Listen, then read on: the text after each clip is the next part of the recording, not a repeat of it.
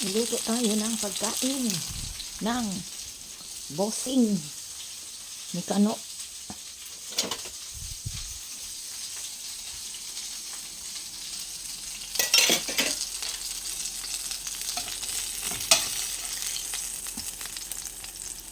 Lumpia, Shanghai lumpia.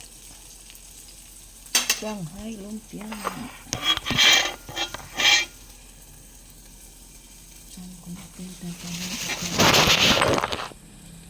Ikutin natin.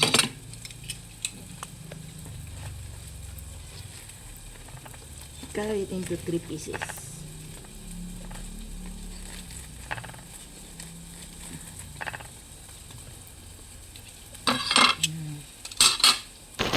Tapos yung beef for yung ito na siya, oh. Hindi ko pala na-video ano habang nilalagay ko. Ayun na yung niluluto ko. Beef for yung yan ang pagkain ni Kanoching.